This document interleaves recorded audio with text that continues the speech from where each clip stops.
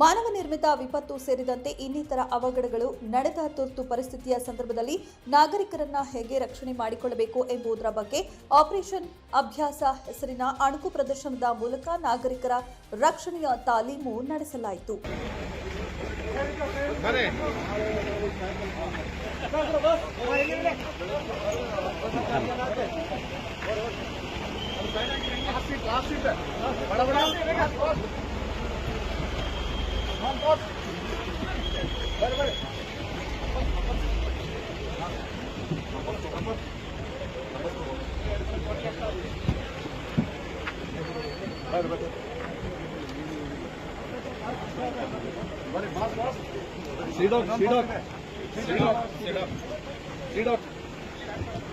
ಜಿಲ್ಲಾ ವಿಪತ್ತು ನಿರ್ವಹಣಾ ಪ್ರಾಧಿಕಾರ, ಜಿಲ್ಲಾಡಳಿತ, ಮೇ, HPCL, LPG ಕಂಪನಿ ಸಹಯೋಗದಲ್ಲಿ ಸಾರ್ವಜನಿಕರ ತಿಳುವಳಿಕೆಗಾಗಿ ಆಪರೇಷನ್ ಅಭ್ಯಾಸ್ ಅಣುಕು ಪ್ರದರ್ಶನ ಕಾರ್ಯಕ್ರಮ ನೇತೃತ್ವ ವಹಿಸಿ ನಂತರ ಮಾಧ್ಯಮ ಪ್ರತಿನಿಧಿಗಳೊಂದಿಗೆ ಮಾತನಾಡಿದ ಜಿಲ್ಲಾಧಿಕಾರಿ ದಿವ್ಯಾ ಪ್ರಭು ಅವರು, ಜಿಲ್ಲೆಯಲ್ಲಿ 20ಕ್ಕೂ ಹೆಚ್ಚು ಪ್ರಮುಖ ಸ್ಥಳಗಳನ್ನು ಭದ್ರತೆ ದೃಷ್ಟಿಯಿಂದ ಗುರುತಿಸಲಾಗಿದೆ.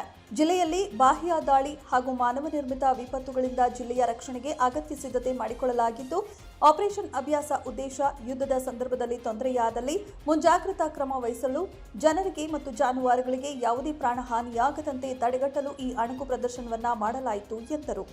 ಒಂದು ಹೈ ಲೆವೆಲ್ ಅಲ್ಲಿ ಏನೋ ಒಂದು ಅಟ್ಯಾಕ್ ಆಗಿದ್ದಾಗ ಅವರು 3rd ಲೆವೆಲ್ ಅಂತ ಡಿಕ್ಲೇರ್ ಮಾಡಿ ನಮಗೆಲ್ಲ ಕರೆದು, ಆಮೇಲೆ ಬೇರೆ ಬೇರೆ ಫೈರ್ ಡಿಪಾರ್ಟ್ಮೆಂಟ್, ನಮ್ಮ ಸ್ಟೇಟ್ ಗೌರ್ಮೆಂಟ್, ಡಿಸಾಸ್ಟರ್ ಮ್ಯಾನೇಜ್ಮೆಂಟ್ ಎಲ್ಲರೂ ಕೂಡ ನಾವು ಎಂಟ್ರಿ ಆಗ್ತೀವಿ. ಸೊ ಅದನ್ನ ಫಸ್ಟ್ ಇವರ ಹಂತದಲ್ಲಿ ಮಾಡುವಂಥದ್ದು ತೋರಿಸ್ತಾ ಇದ್ದಾರೆ.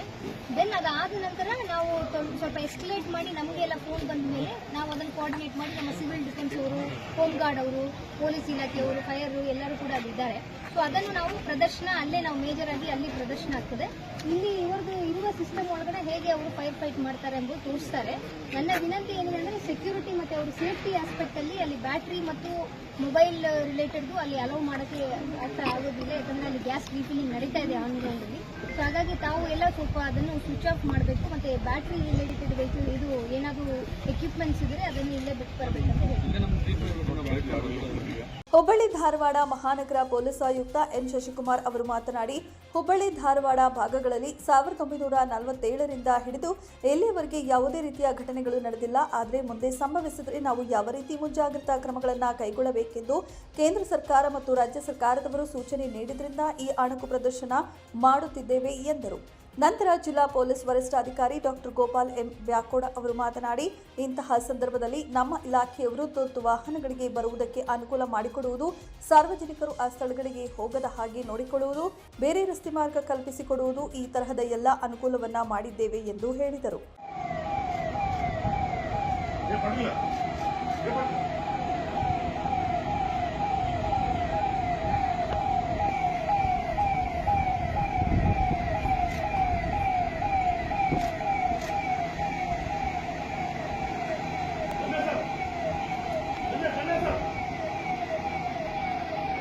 ರಕ್ಷಣಾ ಕಾರ್ಯಾಚರಣೆಯಲ್ಲಿ ಕಂದಾನ ಪೊಲೀಸ್, ಅಗ್ನಿಶಾಮಕ ದಳ, ಕೈಗಾರಿಕಾ ಭದ್ರತಾ ಪಡೆ, ಆರೋಗ್ಯ, ಪಶು ವೈದ್ಯಕೀಯ, ಹೆಸ್ಕಾಂ ಸೇರಿದಂತೆ ವಿವಿಧ ಇಲಾಖೆಯವರು ಕಾರ್ಯಾಚರಣೆಯಲ್ಲಿ ಭಾಗವಹಿಸಿದ್ದರು. ಈ ಸಂದರ್ಭದಲ್ಲಿ ಉಪ ಪೊಲೀಸ್ ಆಯುಕ್ತ ಮಾನಿಂಗ ನಂದಗಾವಿ, ಎಎಸ್ಪಿ ನಾರಾಯಣ ಬರಮಣಿ, ಕಾರ್ಖಾನೆ ಮತ್ತು ಬಾಯ್ಲರ್ ಇಲಾಖೆ ಜಂಟಿ ನಿರ್ದೇಶಕ ರವೀಂದ್ರ ರಾಥೋಡ, ಉಪನಿರ್ದೇಶಕ ವೆಂಕಟೇಶ್ ರಾಥೋಡ, ಉಪವಿಭಾಗಾಧಿಕಾರಿ ಶಾಲಂ ಹುಸೇನ್, ಪಶು ವೈದ್ಯಕೀಯ ಇಲಾಖೆಯ ಉಪನಿರ್ದೇಶಕ ರವಿ ಸಾಲಿಗೌಡರ, ಕೃಷಿ ಇಲಾಖೆ ಜಂಟಿ ನಿರ್ದೇಶಕ ಮಂಜುನಾಥ್ ಅಂತರವಳ್ಳಿ, ಜಿಲ್ಲಾ ಆರೋಗ್ಯ ಅಧಿಕಾರಿ doctor SM Honakeri, Dharwad tahsildar doctor DH Hugara, HPL plant head Rajakumara, ಕೃಷಿ, ಆರೋಗ್ಯ, ಸಾರಿಗೆ ಇಲಾಖೆ ಅಧಿಕಾರಿಗಳು, ಇತರೆ ಇಲಾಖೆ ಅಧಿಕಾರಿಗಳು ಭಾಗವಹಿಸಿದ್ದರು. 9 ಲೈವ್ ನ್ಯೂಸ್ ಧಾರವಾಡ.